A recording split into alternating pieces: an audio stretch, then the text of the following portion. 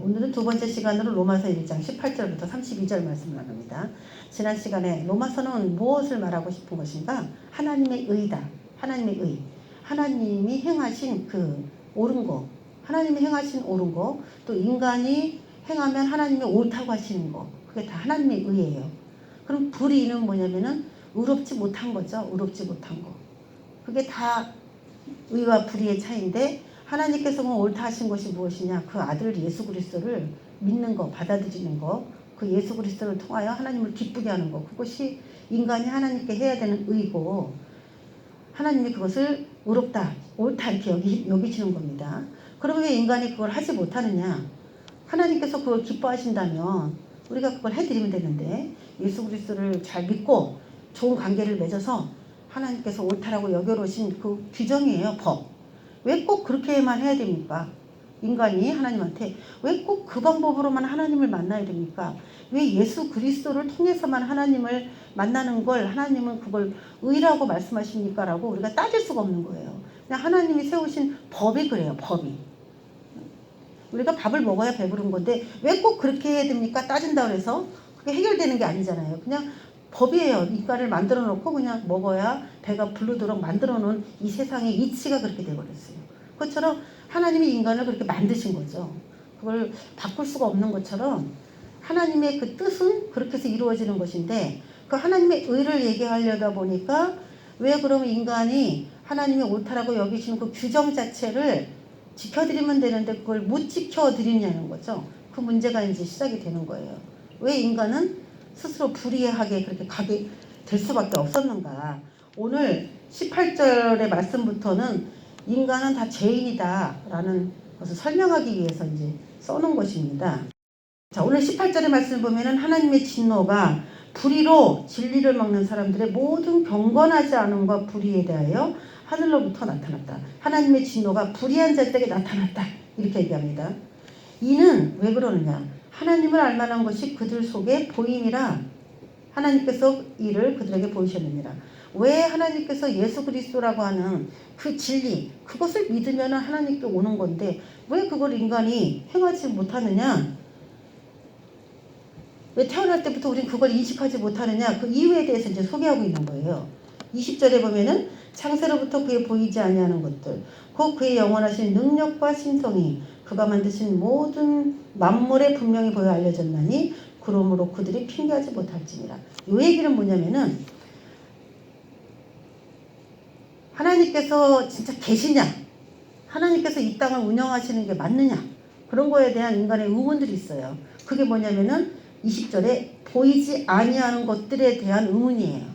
창세로부터 세상이 만들어진 때부터 보이지 아니하는 것들 하나님도 보이지 않죠. 그런 세계가 진짜 있나? 그거를 인간이 이제 생각을 한번 해봐야 되는데 보이지 아니하니까 안 믿어도 방법이 없다. 이렇게 우리 생각할 수 있어요. 합법이다. 보이지 않는데 우리가 어떻게 믿을 수 있느냐? 하나님이 그 아들 예수 그리스도에 대한 경륜, 하나님이 이 세상을 통치한다라는 그런 믿음, 그런 거 어떻게 인간이 믿냐? 보이지도 않는데 이렇게 인간이 나 하나님 믿는 거 몰랐어요. 그래서 아들 예수도 믿을 수가 없었어요. 라고 이제 인간이 변명하려고 한단 말이죠. 그러니까 예수님이 안 믿어지고 예수님을 받아들이지 않으니까 죄를 사할 수 있는 방법이신 예수 그리스도를 안 받아들이니까 인간은 여전히 죄를 그냥 합법적으로 짓는다고 생각하면서 짓고 있는 것이죠. 보이지 않는 것이기 때문에, 보이지 않는 세상에서 일어나는 것이기 때문에. 그런데 이 로마서에서는 뭐라고 얘기하냐면은 그의 보이지 아니하는 것들, 그의 영원하신 능력과 신성, 하나님의 능력과 하나님의 신적 성품 이런 것들이 보이진 않는데 어디에다가 그걸 집어넣으셨냐면은 그가 만드신 만물에다가 하나님이 진짜 계시고 하나님이 이 세상을 통치하시고 운행하신다는 그 사실을 만물에다가 다 섭리하셨다는 거예요. 그래서 인간은 하나님을 직접 만난 적이 없다 할지라도 만물을 보고서 이걸 누가 만들었을까? 그분이 누굴까? 우리가 이 세상에 있는 거, 동식물들이 이 세상에 다 존재하는 거 이런 거 보니까 만드신 분이 분명히 있다. 이건 어느 분의 능력이 아니면은 이거는 만들 수 없는 거다라는 거를 만물에다가 다 넣어놨다는 거죠. 그러니까 인간이 조금만 생각하면 만물의 창조주가 있다는 사실을 받아들일 수밖에 없는데 인간은 그거를 일부러 안 받아들이는 것이다라고 지금 로마서의 저자는 이야기하고 있는 거예요. 그럼 하나님에 대해서 알려고 하면은 어디까지 가냐면 그분이 인간을 만나주기 위하여 죄가 있기 때문에 인간을 만나줄 수 없다라는 사실도 알게 되고, 그럼 죄 문제를 해결하려면 예수 그리스도 그 아들을 통하여서 하나님께 나가야 된다는 사실도 인간은 다 알게 된다는 거죠. 그러니까 우리가 하나님이 안 보여서 몰랐어요, 계신지도 몰랐어요 라고 핑계를 할 수 있느냐? 인간이 없다는 거예요. 여러분, 하다못해 개울가에 가거나 여름에 뭐 이거 들여다보면은 그 조그만 개울에 아주 여러 가지 물고기들이 많이 있어요. 어떻게 이렇게 다 다를까? 하다못해 꽃을 보더라도 나무를 보더라도 다 다른데 이게 자연이 그냥 생겼을까? 우연히 생겼을까? 그렇게 생각하는 사람 많지 않거든요. 그럼 누가 만들었다는 얘기죠. 뭔가 있다는 얘기는. 그래서 하나님은 보이지 않는 세계에 대해서 인간에게 알려고 하지 마, 궁금해하지 마, 나를 나타낼 수가 없어, 이렇게 말씀하신 게 아니라는 거죠. 조금만 의문을 가졌다면은 만물을 통해서 분명히 보여 알려졌다라고 이야기합니다. 그러므로 그들이 핑계하지 못할지니라. 하나님이 없다 하면서 하나님이 있다라는 것을 우리가 인정하려면 이제 그분이 뭘 원하는지를 이제 우리가 추구해 가야 되는데, 그분이 있다라고 인정하지 않으니까 인간은 계속 죄 가운데서 죄를 짓고 살 수밖에 없게 된 것이죠. 그래서 21절 결론은 하나님을 알되라고 얘기합니다. 인간은 하나님이 계시다는 걸 안다, 모르는 게 아니다라는 거예요. 인간의 그 중심을 꿰뚫어 보고 있습니다. 하나님을 알되 하나님을 영화롭게도 아니하며 감사하지도 아니하고 오히려 그 생각에 허망하여지며 미련한 마음이 어두워졌나니. 하나님이 계시다는 거는 만물을 통해서 아는데 하나님을 영화롭게 하지 않고 감사하지도 않고 오히려 그 생각이 허망해지고 미련한 마음에 어두워졌다라는 거죠. 이건 인간의 이제 죄악을 폭로하고 있는 겁니다. 하나님이 자신을 모르게 꽁꽁 감춰뒀냐? 그건 아니다. 인간이 애써 알려고 하지 않는 것이다. 하나님을 그냥 무시하는 것이다. 그래서 하나님의 진노가 일부러 그렇게 하나님의 그 진리를 막는 그 사람들에게 나타나서 심판할 것이다. 경건하지 아니한 자들. 이런 식으로 로마서가 전개가 되고 있습니다. 자, 23절에 인간은 어떤 짓을 했습니까? 하나님이 계시다, 누가 만물의 창조주가 계시다라는 걸 아는데 영화롭게도 아니하는 거 좋다 이거예요. 그런데 어떤 문제까지 빠지냐면 23절에 썩어지지 아니하는 하나님의 영광을 썩어질 사람과 새와 짐승과 기어다니는 동물 모양의 우상으로 바꿨느니라.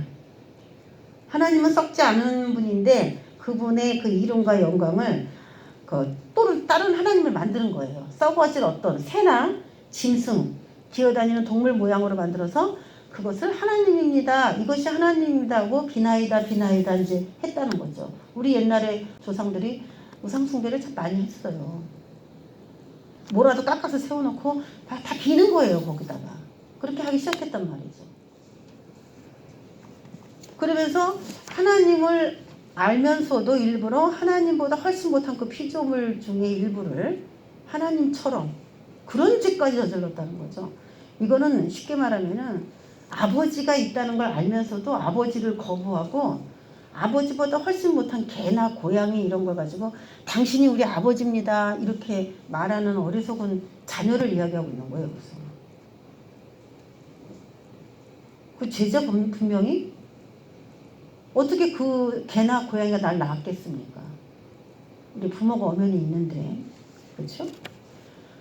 하나님이 그 모욕을 당하셨다는 거예요. 근데 인간이 어디까지 그러면 타락할 수 있는가? 인간이 어디까지 죄를 범할 수 있는가? 하면서 이제 죄 종류가 쫙 이제 소개가 된 거예요. 하나님을 계시다는 걸 알지만 일부러 잊어버리고 하나님을 무시할 때에 인간은 어디까지 하나님을 모욕을 주고 하나님을 어긋나서 살아갈 수가 있을까? 인간이. 자, 24절에 하나님께서 그들을 마음의 정욕대로 더러움에 내버려 두사 그들의 몸을 서로 욕되게 하게 하셨다. 정욕대로라는 것은 태어날 때부터 가지고 있는 자기가 하고 싶은 대로 하는 거, 이게 정욕이에요. 태어날 때부터 모든 인간은 자기가 하고 싶은 게 있어요. 더 좋은 거 먹고, 더 좋은 데 가고 싶고, 더 좋은 거 보고 싶고, 더 잘 살고 싶고, 뭐 기본적으로 그 정욕대로 자기가 하고 싶은 대로 하는 게 정욕이에요. 근데 그 정욕대로 더러움에 하나님께서 내버려 뒀어요. 하나님이 계시다는 걸 아는데도 인간은 그렇게 살기를 원하기 때문에 그냥 하나님이 어떻게 하셨냐, 너무나 그걸 추구하는 인간에게 그냥 내버려 두셨다는 거죠. 그들의 몸을 서로 욕되게 하기까지 내버려 두셨어요. 그러면서 25절 끝에 뭐라고 얘기합니까? 주는 곧 영원히 찬송할 이시로다 라고 결론을 얘기하고 있어요. 주는 곧 영원히 찬송할 이시로다. 하나님은 영원히 찬송 받으실 만한 분인데, 우리가 찬송해야 되는 분인데, 그분에게 영광을 돌리지 않고 이상하게 썩어질 거, 버러지, 우상, 새, 짐승, 그런 것들에게 하나님 하면서 비나이다 비나이다. 우리나라 옛날에는 그렇게 빌 게 많았어.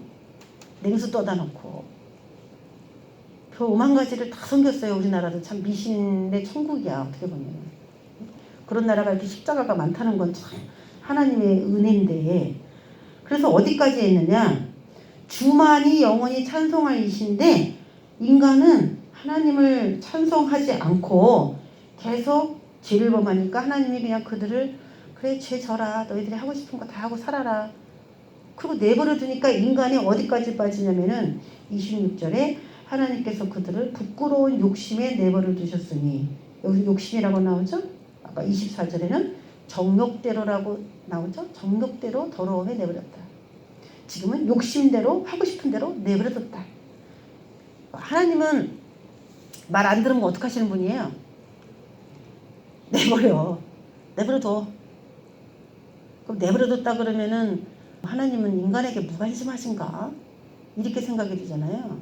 근데 이 내버려 두기까지는 하나님이 계속 그 아들의 삶에 간섭하고 계속 옳은 길이 무엇인지 이야기해요. 그런데도 듣지 않을 때는 최종적으로 내버려 두는 건데, 그 내버려 두는 것도 완전히 내가 너를 아예 내쳐서 버린다, 이런 의미는 아니에요. 탕자의 예가 있잖아요. 하고 싶은 대로 내버려 뒀는데 결국엔 어떻게 됐어요? 그때야 자기 죄를 깨닫게 됩니다. 자기가 하고 싶은 정욕대로 살아보니까 아버지가 우려했던 게 맞았어. 자기가 정욕대로 했던 게 잘못됐다는 걸 알았어요.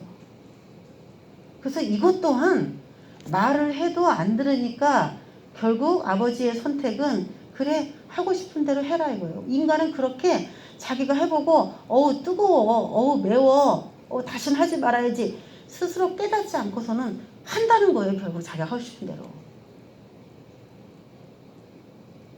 말린다고 안 하냐 이거. 말리는 게 고맙습니다가 아니라 말려서 간섭입니다 이렇게 말한다는 거죠. 인간이 하나님께 대하여, 자식이 부모에 대하여 그런 식으로 반응한다는 거죠. 한두 번씩은 해보지 않았어요?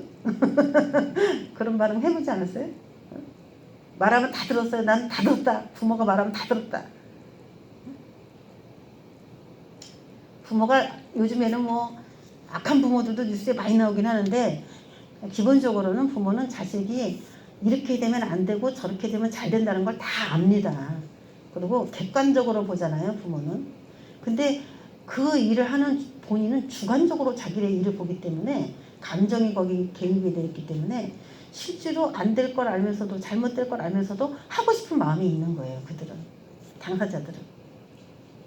근데 부모는 객관적으로 이렇게 하면 내 자녀가 힘들겠다, 아니면 편하겠다, 즐겁겠다 아는 거예요. 그래서 거기에 대한 조언을 하는 것이죠. 하나님도 마찬가지예요. 그 내버려뒀어요. 그랬더니 사람들이 어디까지 가느냐, 그들이 여자들도 순리대로 쓸 것을 바꾸어 영리로 쓰며 그와 같이 남자들도 순리대로 여자 쓰기를 버리고 서로 향하여 의목이 부릴 듯한다. 남자가 여자를, 여자가 남자를 이렇게 해서 서로 써야 되는데 어디다 쓸까 이게? 의목이 부릴 듯하며. 그러니까 어디다 써요 이거를? 서로 이렇게 관계를 맺는 데 쓰는 것인데, 남자가 남자를, 여자가 여자를 의욕에 불붙는다는 거죠. 그런 식으로 사용한다는 것이죠. 그래서 이 뒤에 많은 또 제약들이 또 열거가 되어 있는데 이런 제약들을 하게 하나님이 원치 않죠. 이거 다 불의한 거예요. 그래서 예수가 우리에게 필요한 거고 하나님이 이 죄 짓는 인간에게 어떻게 하면은 그래도 옳다라고 여겨줄까 했을 때에 그 아들 예수를 믿고 그 죄를 아들 예수 안에서 하나하나 끊어가는 그 작업을 하기를 원하는 거죠. 예수님을 믿는 거 외에는 우리가 그 죄를 죄라고 인식할 수 있는 능력 자체가 없어요. 그게 진리기 때문에. 진짜 이치기 때문에. 세상을 사는 진짜 이치가 진리인데 그 성경이 진짜 이치기 때문에 성경을 읽으면 죄인 거 죄가 아닌 거 다 나와요. 그래서 성경으로 하지 않으면은 이 세상에 남들도 다 아는데 뭐 다른 나라도 다 아는데 뭐 이런 식으로 가기 때문에 진리가 기준이 애매모호하단 말이에요. 각 나라의 문화마다 다 틀리단 말이에요. 그래서 기준이 있어야 되는데 기준이 뭐냐? 진리, 이 성경인 거예요. 그래서 인간이 하나님께서 내버려두면 어디까지 가느냐? 동성애까지 막 간다는 거예요. 우리 이제 서울의 퀴어 축제 같은 거 하면은 성경에 어디 동성애 반대에 대한 이야기가 있느냐 그러면서 이 찾기를 큰 찾기를 놓고 이쪽에는 동성애 퀴어 축제에 반대하는 편의 교회들이 쫙 나왔어요. 거의 교회가 많이 나오죠. 찬성하는 쪽에도 제가 그쪽에도 걸어갔는데 교회가 엄청 많아요. 거기도. 그래서 동성애자들이 사회에서 받는 그 지탄과 좋지 않잖아요. 일단 느낌이 동성애자다 하는 거 그런 걸 피해서 쉬라고요. 로뎀 교회도 있더라고. 로뎀 교회. 로뎀을 아무데나 갖다 쓰더라고. 그 주회를 하다가 힘들고 지친 사람이 쉬는 그 로뎀 나무를 동성애 해가지고 눈치 보다가 좀 와서 쉬어라 해가지고 교회 이름을 로뎀 교회라고 진 거 보고 제가 야 참 로뎀 나무가 울겠다. 로뎀 나무가 울겠어. 잊어버리지도 않아요. 제가 그 교회를 보고. 그래서 분명히 성경에는 그런 동성애에 대한 이런 것이 하나님이 인간을 그냥 내버렸을 때 인간이 어디까지 범죄할 수 있느냐 그런 의미로 쓰인 거라는 거를 알아야 됩니다. 그래서 죄의 최고 극에 달하는 죄예요, 이 죄가. 근데 이제 차별금지법이라 해서 이제 그런 설교도 하지 말라고 그렇게까지 얘기를 하기 때문에 참 앞으로 좀 문제예요. 그리고 우리 아이들이 지금 미성년자가 보기에는 듣기에는 좀 어려운 일일 수 있는데 초등학교 교과서에 나오는 음란물 같은 것들이 지금 어른들이 보아도 낯뜨거울 정도의 그런 그림들이 나오거든요. 이게 지금 우리 한국의 현실이기 때문에 뭘 알겠어요, 저런 아이가? 그래서 우리가 동성애에 대한 그런 문제들을 오늘 한번 좀 다뤄보겠습니다. 하나님께서 인간이 너 하고 싶은 대로 그렇게 해. 네가 그렇게 원한다면 그렇게 해. 인간이 자꾸 죄만 좋아하니까 결국에는 이 동성애까지 가는 것인데 제가 여기다 그림 그려놓은 거 한번 보세요. 숫자 있죠?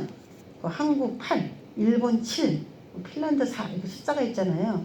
이 숫자가 이게 뭐냐면은 이게 한국은 세계 최고의 정육의 나라다 이런 기사가 2010년에 난 적이 있어요. 2010년이면 아직 10년 전이잖아요. 한국을 정욕의 나라라고 그래요. 그래서 이 한국의 교회가 지금 제대로 그런 일들을 잘 못하는 것이죠. 하나님이 정욕대로 더러움에 내버려 두겠다 이렇게 얘기를 했는데 한국이 지금 교회가 제일 많은데도 정욕의 나라라는 그런 딱지를 붙였단 말이에요. 이게 지금 뭐 포르노 산업이라든지 뭐 섹스 산업에 대한 국민 1인당 연간 지출액을 기준으로 정욕 지수를 표시한 숫자예요. 이게 한 사람이 얼마나 많이 금액을 그런 음란한 곳에 그 성을 위한 곳에 사용하느냐 그거를 정욕 지수로 표현한 숫자가 바로 이 숫자입니다. 그런데 일본이 7이잖아요. 일본을 성인국이라고 하거든요. 성이 엄청 발달해가지고 성인국이라고 하는데 일본이 7인데 한국이 8이에요. 그러니까 이게 10년 전의 도표인데 이미 10년 전에 한국은 일본보다 성문화에 돈을 더 많이 쓰고 있는 거라는 통계가 나왔어요. 아프리카가 10이고 미국이 2인데 그들은 이미 이제 성적으로 다 이제 많이 오픈돼 있기 때문에 아마 그쪽으로 돈을 안 써도 자금을 지출하지 않아도 그냥 뭐 쉽게 그렇게 되는지 모르겠는데 하여튼간 수치를 보면 놀라울 정도로 멕시코가 9, 한국이 지금 전 세계에서 굉장히 성에다가 쓰는 1인당 금액이 크다는 얘기를 하고 있는 것이죠. 그러니까 지금 교회가 많은 나라치고는 굉장히 지금 수치스러운 통계가 이미 나왔던 거예요.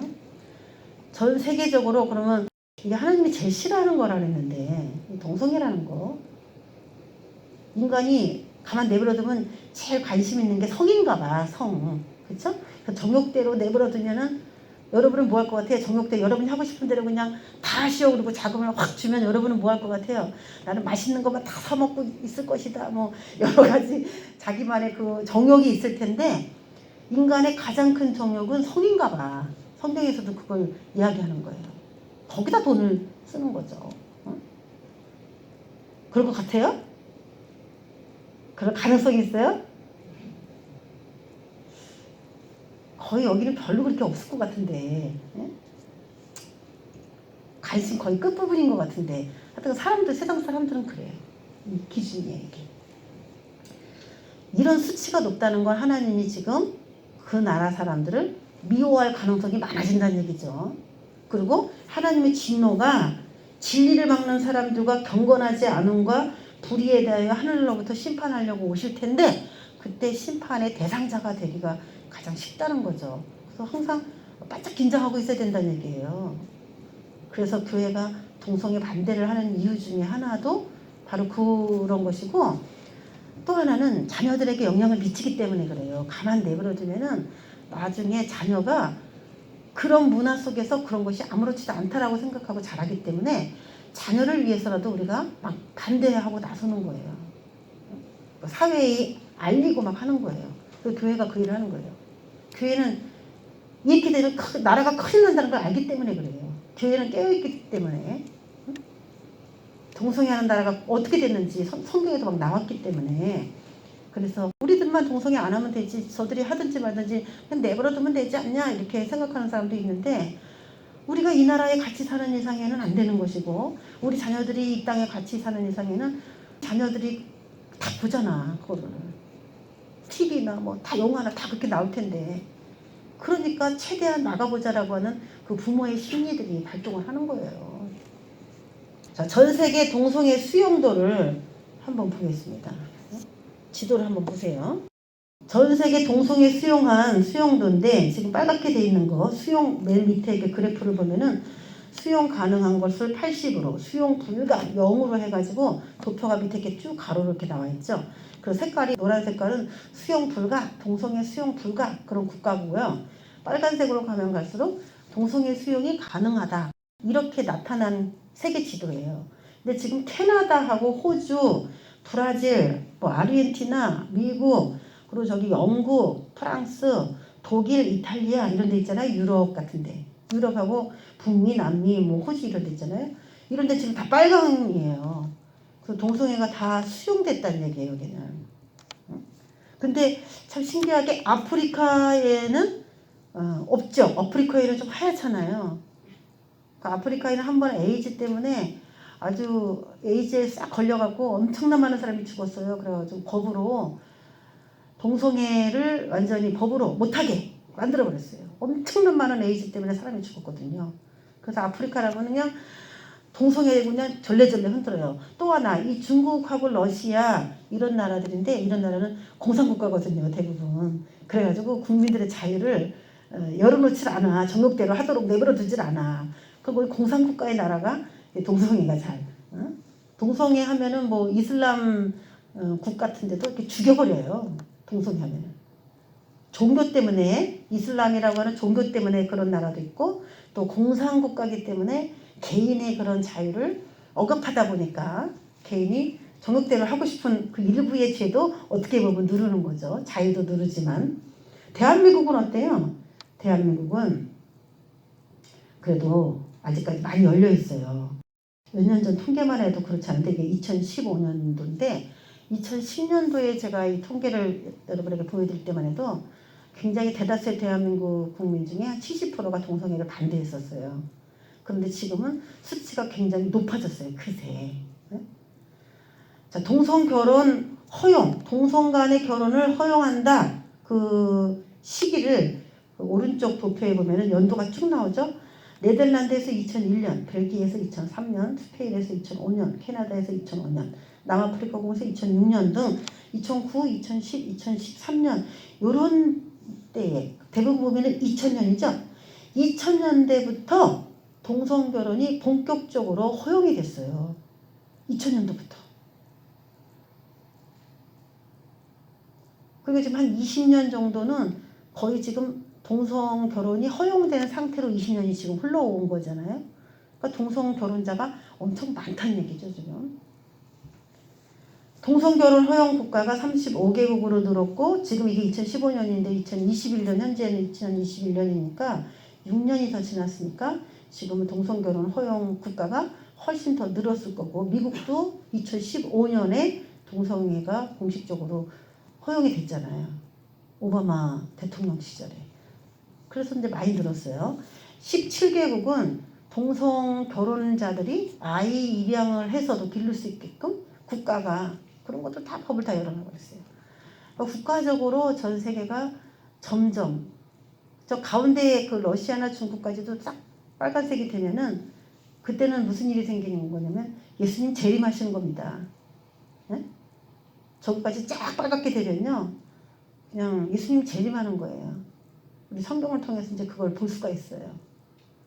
근데 저 나라가 러시아 나라가 한 나라잖아요. 중국도 한 나라고. 그 큰 나라가 딱 버티고 있기 때문에 중국이 이제 동성애 합법화, 러시아가 동성애 합법화 그러면 급진적으로 색깔이 막 바뀌겠죠. 두 나라만 합법을 해도. 저 여러 나라가 저렇게 하얗게 돼 있으면 좀 안심인데 굉장히 큰 두 나라가 저렇게 색깔이 아직도 저렇게 있기 때문에 저 두 나라만 허용한다고 발표를 해버리면 아주 전 세계 지도가 빨갛게 다 도배가 될 거예요. 근데 교회가 많은 우리나라가 어떻게 그 공산화된 나라보다도 더 이게 윤리의식이나 도덕의식이 없는 거죠. 성윤리가 없는 거죠. 자, 하나님께서 이렇게 동성결혼에 대해서 오늘 로마서 1장에 이 말씀이 있다는 걸 여러분이 기억을 하세요.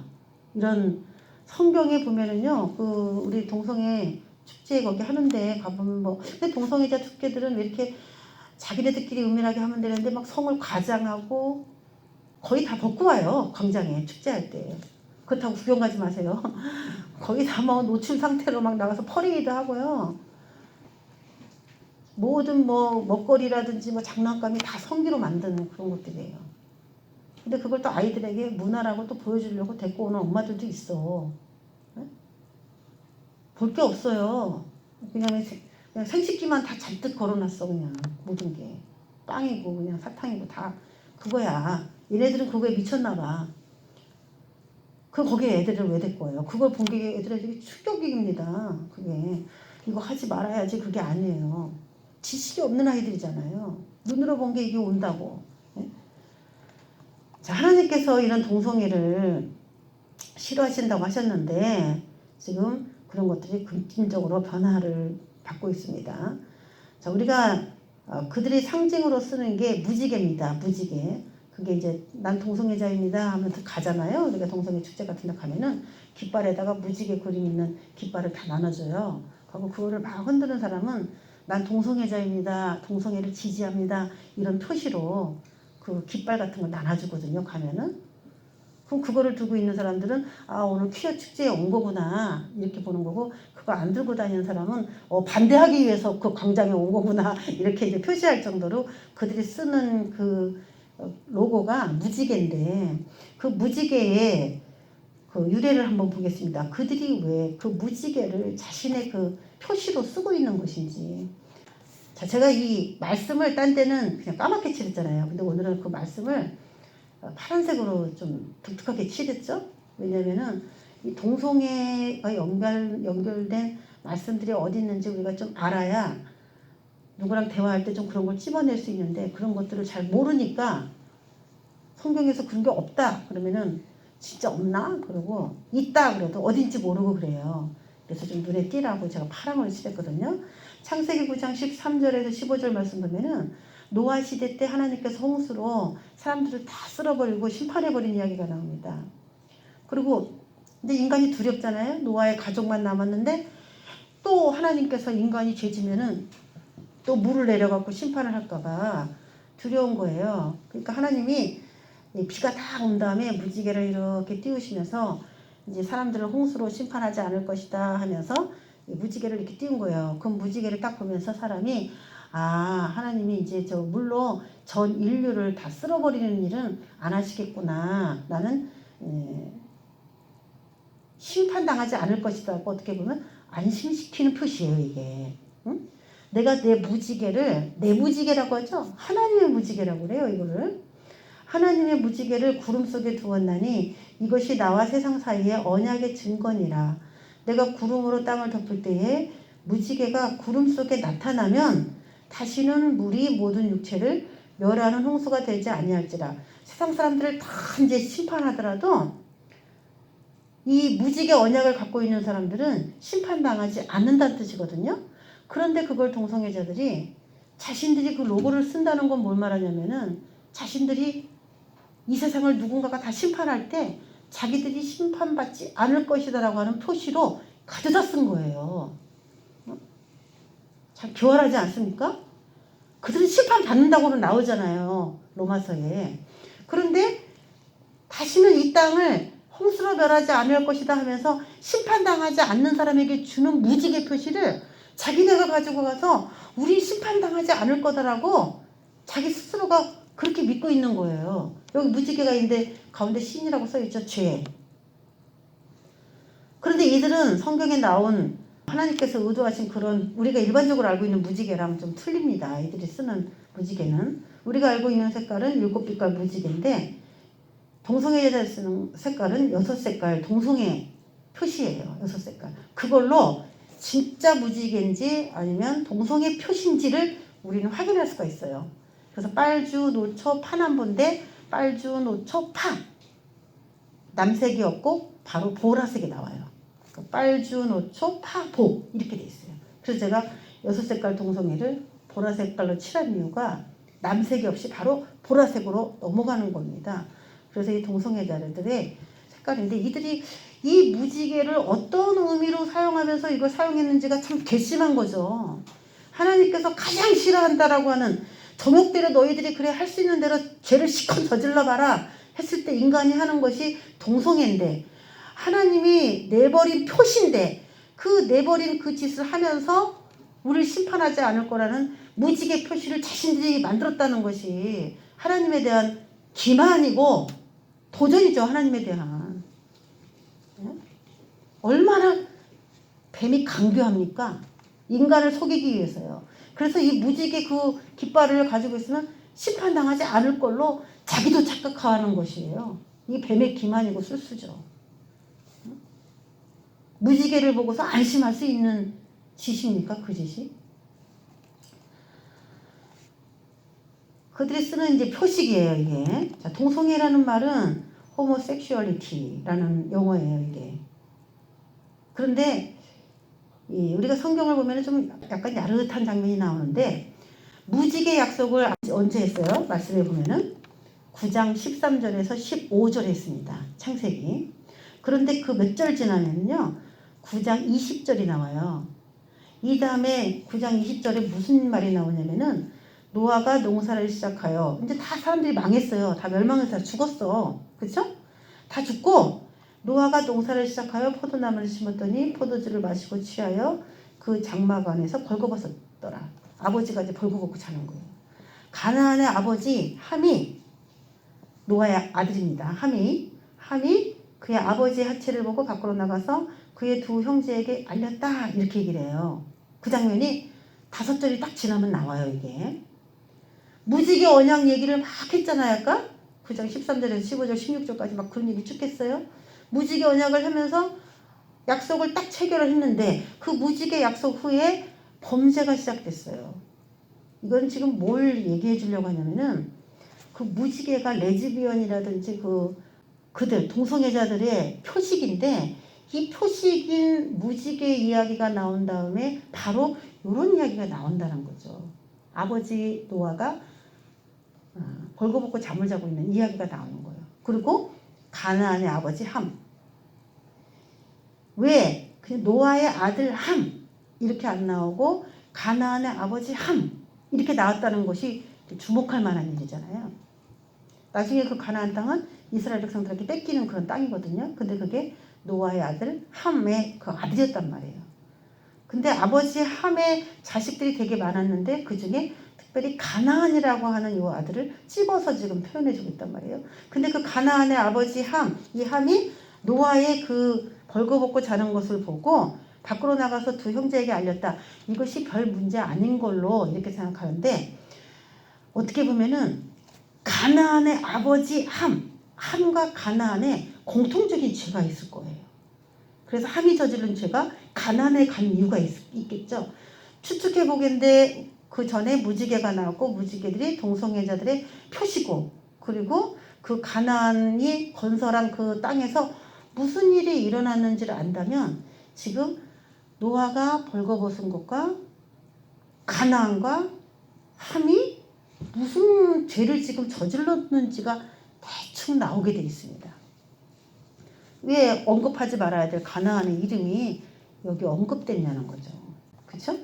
지금 무슨 말인지 알겠어요? 여기까지는? 가나안이라고 하는 새로운 아들과 그 노아의 아들 함이라고 하는 그 아들이 지금 같이 한 문장에 있고 노아가 지금 벌거벗고 술에 취해 자고 있단 말이죠. 근데 여기서는 무슨 죄를 저질렀는지 그렇게 안 나오는데 노아가 술이 깨서 엄청 저주했단 말이에요. 가나안의 아버지 함을. 그렇죠? 무슨 생각으로 노아는 그 아들 함을 저주를 했냐 이거예요. 응? 자, 그러면 이 가나안과 그 아버지 함 이렇게 같이 접목을 해서 지금 이야기를 한 이유가 레위기에 나옵니다.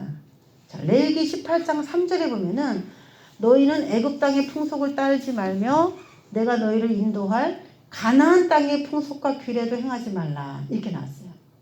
그러면서 3절에 이런 얘기가 쭉 나오더니 6절부터 30절까지 레위기 18장 전체가 하체를 범하지 말지니라라고 하는 대목이 계속 나와요. 6절부터 30절까지.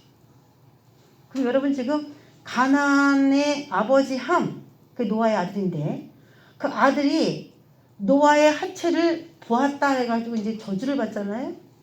그런데 그 아들이 자기가 나라를 건설하고 거기서 살면서 계속 뭐 했어요? 하체를 범하는 그런 일들을 계속 했다라고 레위기에서 나오고 있는 거예요. 애굽 땅의 풍속을 따르지 말며 가나안 땅의 풍속과 규례를 따르지 말라. 그러면 애굽 땅과 가나안 땅에서 이상한 성 문화가 발달했기 때문에 하나님이 결국 거기서 내 백성을 끄집어서 그들을 멸망시켰다는 얘기가 되는 것인데 그러면은 창세기가 왜 무지개로 노아의 그 하체를 범한 일, 무지개 약속 그런 것들에서 동성애 표시가 나왔는지 대충 감을 잡을 수 있다는 거예요. 함이 어떤 생각으로 아버지 하체를 형제들에게 알려줬는지 말이지. 형, 아버지가 지금 하체 자고 있어요. 이렇게 형들한테 얘기를 했는데 그 말하는 의중이 무엇이었는지 음란한 생각으로 덮어지지 않았다는 얘기가 되는 거잖아요. 그러니까 가나안을 언급하고 함을 언급했는데 이 함이라고 하는 노아의 아들과 그 함의 아들 가나안은 다 노아가 보기에 성적으로 그 당시에 노아가 볼 때 문제가 있는 아들이나 손주였다라는 것이잖아요. 나중에 시간 지나면 그렇게 살고 있는 거 보니까 문장적으로 이제 그렇다는 거예요. 또 레위기 18장 22절에 보면은 30절 안에 이게 다 들어있는 말인데 22절에 보면은 너는 여자와 동침함 같이 남자와 동침하지 말라라고 나왔어요. 이는 가증한 일이니라. 24절 너희는 이 모든 일로 스스로 더럽히지 말라. 그걸 더럽히는 일이라고 하죠. 내가 너희 앞에서 쫓아내는 족속들이 이 모든 일로 말미암아 더러워졌다. 내가 너희들 앞에서 이렇게 쫓아내는 민족, 가나안 민족 쫓아냈죠 하나님이. 그리고 이스라엘에게 이제 가나안 땅을 딱 줬는데 쫓아내는 이유가 뭐냐면은 이런 동성애의 일로 더러워졌기 때문에 하나님이 그들을 쫓아내버리고 내 백성을 거기다가 뒀다는 얘기예요. 하나님이 엄청 싫어했다는 거죠. 그래서 어떻게 됐냐? 사람이 더러우니까 그 땅도 더러워졌다라고 하나님은 이야기해요. 사람들이 죄를 범하면 그가 속한 장소도 더러워진다라고 얘기하죠. 그 땅도 더러워졌으므로 내가 그 악으로 말미암아 벌하고 그 땅도 스스로 그 주민을 토하여내느니라. 땅이 그 주민을 빽 하고 토한다는 거예요. 결국은 갈 곳이 없도록 유리방황하게 만든다는 거죠. 자기가 지은 그 죄가 그 사람을 유리방황하게 만들었다는 거예요. 정착하지 못하게. 29절 이 가증한 모든 일을 행하는 자는 그 백성 중에서 끊어지리라. 자, 동성애하는 사람들은 천국 간대요, 못 간대요? 그 백성 중에서 끊어진다는 얘기는 어떤 백성이에요? 이스라엘 백성이라고 하는 타이틀에서 끊어져 나간다는 거예요. 이스라엘 백성이 뭐냐면 하나님의 백성이란 뜻이거든요. 근데 하나님의 백성에서 끊어진다는 얘기는 동성애 같은 죄는 인정할 수 없다는 것이죠, 하나님이. 자, 레위기 20장 13절에도 보면은 누구든지 여인과 동침하도 좀 전에 레위기 18장 나왔거든요. 그 한 장만 더 걸러서 레위기 20장에 되면은 누구든지 여인과 동침하듯 남자와 동침하면 둘 다 가증한 일을 행하는즉 반드시 죽일지니 자기의 피가 자기에게로 돌아가리라 이렇게 얘기합니다. 어떻게 해요? 죽이래요. 그러니까 교회 안에서의 동성애는 하나님이 인정하지 않았다는 것입니다. 동성애자들끼리 모여서 예배를 드리는 교회가 있다. 그게 있을 수가 없는 거예요. 그게 예배 안 받아요, 하나님이. 그런데 하나 이제 우리가 다시 알아야 되는 거는 동성애자들이 교회에 올 수는 있어요. 받아줘야 돼요.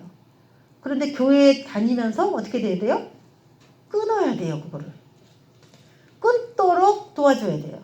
자기도 끊어야 되겠다고 생각하고 들어와야 돼요, 교회를. 불쌍해. 사회적 약자, 소수. 이 사람들 안아줘야 돼. 너희들 인정해주는 사람이 많지 않지? 해. 교회에서 그 사람들을 옹호해주고 싶어서 데리고 있다면은 그건 큰 착각이고 그 교회도 버림받아요. 자, 유다서 7절에 소돔과 고모라와 그 이웃 도시들도 그들과 같은 행동으로 음란하며 노아 때 홍수로 죽은 그 사람들도 물론 그런 죄를 저질렀겠죠. 그리고 레위기를 주는 그 내 백성에게도 이런 애굽의 문화나 가나안 땅 문화 너희들이 그거 따라하지 마 그러면서 이제 명령을 내렸는데 소돔과 고모라가 멸망한 이유도 이 동성애 같은 문제들이에요. 소돔과 고모라와 그 이웃 도시들도 그들과 같은 행동으로 음란하며 여기서 끝난 게 아니고 다른 육체를 따라가다가 이렇게 나왔어요. 다른 육체를 따라간다면 하나님이 원래 만든 그 성 말고 동물하고 한다든지 남자가 남자랑 한다든지 지금 유럽에서는 동물하고 하는 성이 그냥 다 합법화가 돼가지고 그냥 아무래도 동물하고 할 수 있어요. 인간이 참 지저분하잖아요. 다른 육체를 따라가다라고 번역을 했습니다. 근데 현대어 성경에서는 이 다른 육체를 더 노골적으로 번역을 했는데 동성애 같은 온갖 종류의 음란으로 가득 찬 소돔과 고모라를 하나님께서 심판하셨다라고 아주 동성애라고 정확하게 소개를 했어요. 그래서 영원한 불의 형벌을 받음으로 거울이 되었느니라. 어떻게 됐다고요? 불의 형벌을 받았다. 하나님은 용납할 수 없는 죄입니다.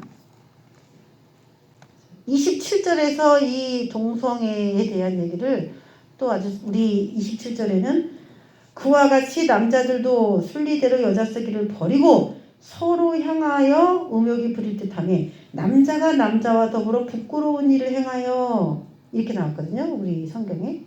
그런데 현대어 성경에는 아주 더 적나라하게 나왔죠. 남자도 여자와의 정상적인 성관계를 버리고 동성끼리 더러운 욕정을 불태우며 수치스러운 일을 저질렀습니다. 이렇게 나왔어요. 자, 그런데 이제 우려되는 건 뭐냐면 우리나라 지금 여성가족부를 이준석 국민의힘 그 당대표가 여성가족부 폐기하고 통일부 폐기하자 아주 그런 발언을 했어요. 그래서 아주 좀 시원한 맛이 있어요. 여성가족부가 지금 생긴 이래로 사회에 문제가 지금 엄청 많이 생기고 있어요. 그래서 여러분이 혹시 길거리에서 여성가족부를 폐지하는 누가 사인 같은 거 부탁하면 하세요. 거기다가 여성가족부 폐지. 네? 그래서 제가 알려드리는 거예요. 여성가족부가 지금 무슨 일을 하냐면요. 동성애 조장을 하고 있습니다. 이게 초등학교 이 책 같은 거에 나오는 건데 참 어이가 없어요. 그 책에 보면은 엄마 인권 선언이라는 책이 있고 거기 옆에 보면 아빠 인권 선언이라는 책이 있거든요. 거기 15조에 보면은 여자하고 같이 있죠. 원하는 대로 사랑할 수 있는 권리, 원할 때 아이를 가질 수 있는 권리.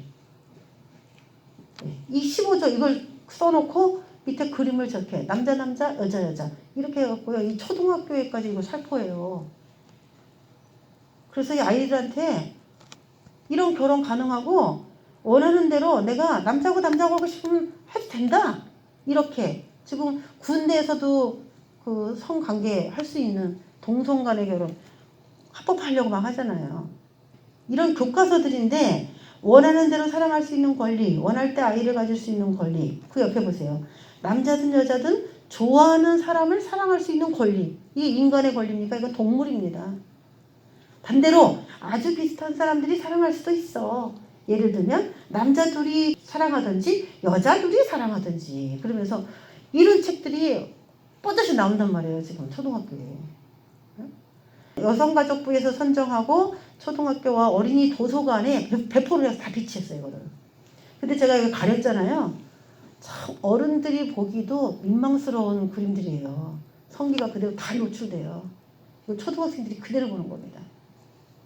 그러면서 여자 남자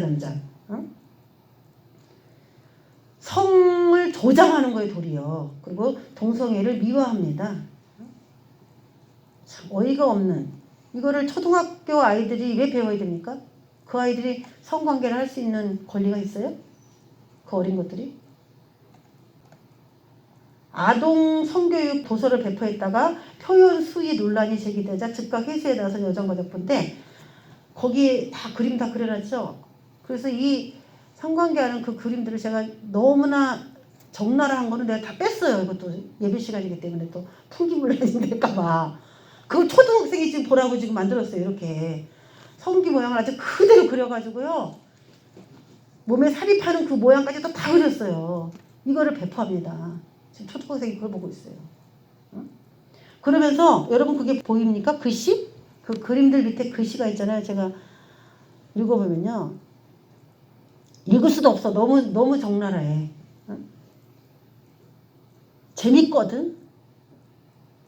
재밌거든이라는 걸 빨갛게 큰 거예요.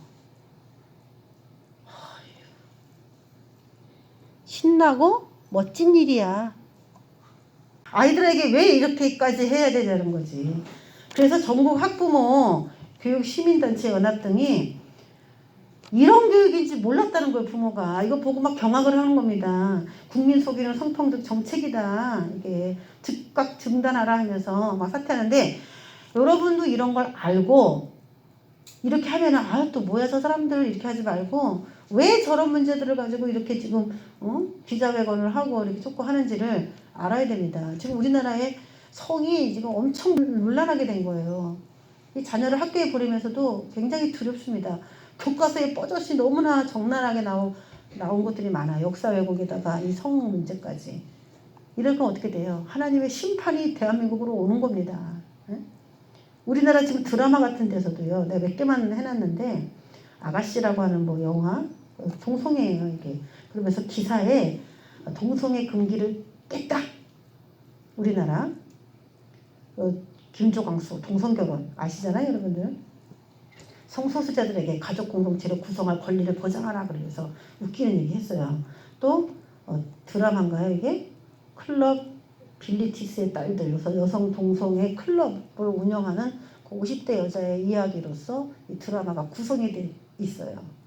이런 식으로 뭐 앞으로 광고라든지 드라마, 영화 이런 거를 계속 나올 텐데 보면은 사람들이 자연스럽게 동성애 뭐 자연스러운 거구나.